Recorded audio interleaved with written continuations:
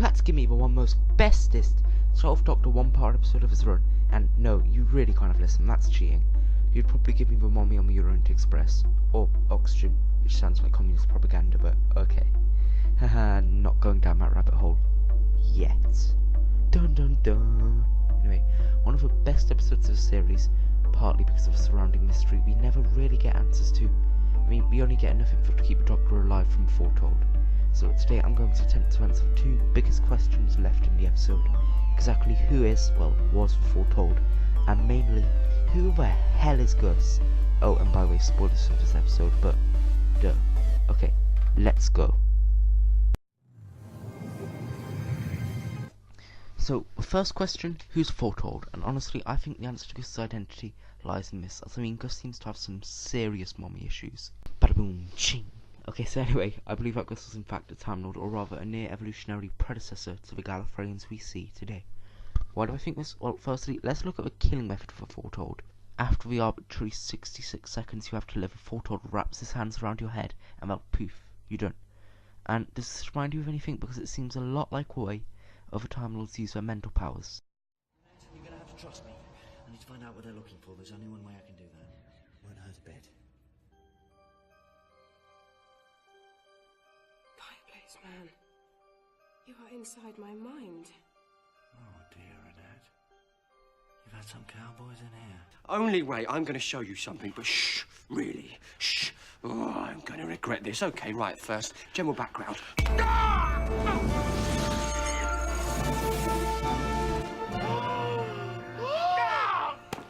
So, for example, the Doctor entering Madame de Pompadour's mind by gently placing his hands on her head, or 11 just headbutting information into you, which, can I just say, is probably one of the Doctor's powers that I would love the most. Like, Star Trek fans, Star Trek's better than Doctor Who, me, bang.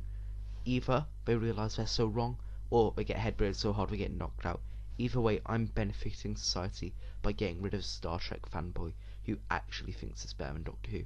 And if you do happen to be a Star Trek fan, 1v1 me on Club Penguin Blood, I will destroy you. So, if Time Lords can get into other people's minds through telepathy, I'm sure there's nothing to stop them entering people's minds and just turning them off. Secondly, his ability with Foretold also possesses to drain the life of his victims, and yet again, this is another ability both the Foretold and the Time Lords have in common. And if you don't believe me, just look at almost every single appearance of the Master, where he's trying to kill someone or kill someone to take their life energy to extend his own life after he's used up all his regenerations. So here's just like a few clips from those instances. He can't move so long as the eye links us. Remember, Grace, remember! Reroute the power! The console room, go! But you'll die if I leave you! We'll all die if you don't! Run! Run, Grace! I'm taking the lives, Doctor. Run! Look at me. I'm splitting my sides. I am hilarious. I am the funniest thing.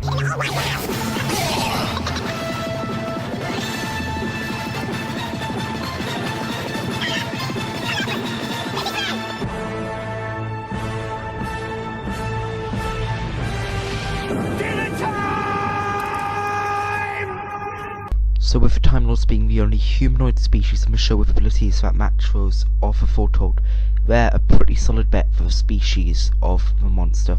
However, going back to what I said earlier about me believing that it was not just any old Time Lord, but actually an evolutionary predecessor to the Time Lords you see on current Who today.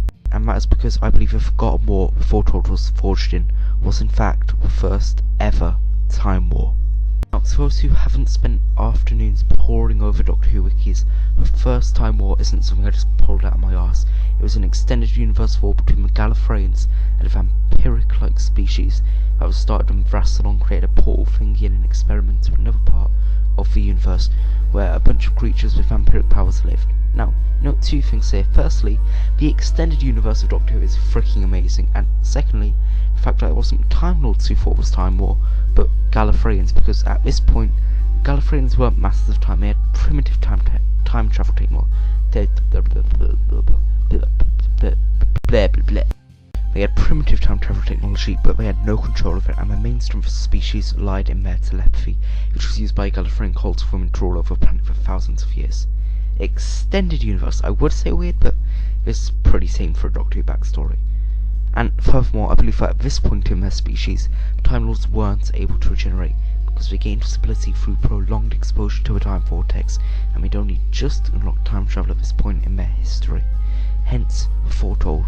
He was the first experiment in regenerations. However, instead of having the ability to regenerate written in his DNA, he prolonged his life by siphoning energy from his enemies, much like a vampire. In fact, it's my belief that it was in this war that Foretold developed the ability to siphon off life using synthetic vampire tech based off real vampire anatomy, or from technology from these quote-unquote vampires had to extend their lives. I mean, look at this description from a cover of the Doctor Who book, The Eternal War in Heaven.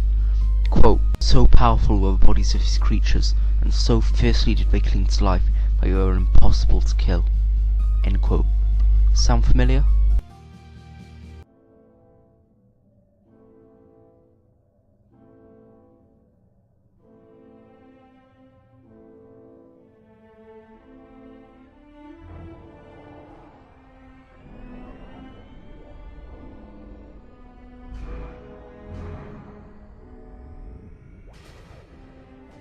People always get it wrong with Time Lords. We take forever to die.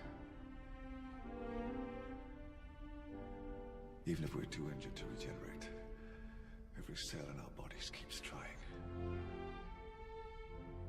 Dying properly can take days. That's why we like to die among our own kind. They know not to bury us early. So, I believe Foretold is a Time Lord warrior who was resurrected or experimented on in the hope of evening the playing field, but who also, succeeding or not, started progress towards Time Lord's genetic ability to leech energy and life of other species. And why 66 seconds, you ask? Well, first off, Foretold is more of an assassin than anything else. I mean, he clearly was made as a mass-produced weapon. The way he picks off crew member by crew member is guerrilla-like warfare, and nothing we know about Foretold is that it is, at least when we see it, more machine than man, or time man, depending on how much I've convinced you so far. It seems like Foretold clearly isn't able of cognitive thought, such as tracking or even really moving obstacles. So instead, what it does is find where its given target will be in the next 66 seconds, and then he moves towards them accordingly. And how, you'd ask? Well, excuse me, but have you been listening? He's a proto-Time Lord, a Gallifreyan, and one of the Time Lords have had since their beginning in this universe. It's access to the untempered schism, the ability to see forward and backwards in time, but not, however, the ability to see anywhere in the universe at any current moment. So Foretold can't use Gallifreyan Detect to find out where its target is at the exact moment, so it does the next best thing and learns where they're going to be. And why does it give him 6 seconds and not just one? Jesus Christ, this better be the last question. Well, it's more of a guess than solid proof, but I reckon he does it to instill a sense of fear in enemy soldiers, causing them to jeopardize fellow soldiers on their side, or the mission itself.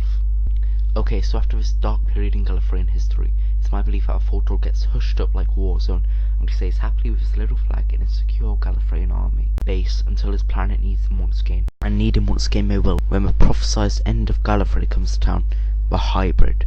And Rathlon, in his suspicion of the Doctor, sends the Hybrid to investigate the plausibility of Mee's theory of a Hybrid being both the Doctor and Clara. He creates a test for the Doctor to see how far he is willing to go in order to save Clara, and a trap for Clara to ensure that if the Doctor is willing to push himself to extremes to save her by gambling away his life, that she won't be able to ever reach Gallifrey's ruins. Okay, so I can feel the rage building in the comments, so let me quickly bring in some evidence to support my claims. Firstly, this scene that I actually can't find online anywhere, where Clara and the Doctor go off investigating on their own, and Clara meets a woman called Maisie, who wants to get in to gloat over the body of her dead grandma, or something, I don't know. So Maisie asks Gus, who's currently under the guise of a ship's eye, let them in, which he refuses. Maisie hits the lock with her shoe, it opens, ha ha ha, fun little scene. However, until he realised the line that's spoken before this whole shoe hitting, unlocking thing by Clara, which is a friend called Doctor. He's good with locks, which may not exactly be Jenna Louise Coleman's accent, but it was pretty close. So anyway, I'm sure you can see where I'm going with this. What if Gus didn't open the door because of a shoe, but instead opened the door because of a recognition of who Clara was, the subject of his experiments. And furthermore, after this scene, the broken door locks him in the room with a sarcophagus in his storage carriage, a carriage that just happens to usually be at the back of a train, aka as far away from the Doctor as possible. So what does this mean? Because he's trying to separate the Doctor and companion because he's been watching the Doctor and he knows how dangerous those two can be together, and yet he keeps her alive. Even when she continues to talk to the Doctor on the phone, after Gus tells him not to do it, except who does he punish to make the Doctor stop? No, not Clara, even though that would make more sense, or the Doctor, but a bunch of innocent chefs who are only here to make the spaghetti. It's almost like he has bigger plans for her, and bigger plans he does, as evidence of second, Clara was the Foretold's next victim. I mean, who else would it be? Apart from the elderly woman and the people with PTSD who all got oofed. After Maisie, the Doctor and Clara would have been the next most damaged on this train, and what with the emotional stress of knowing she was about to leave the Doctor.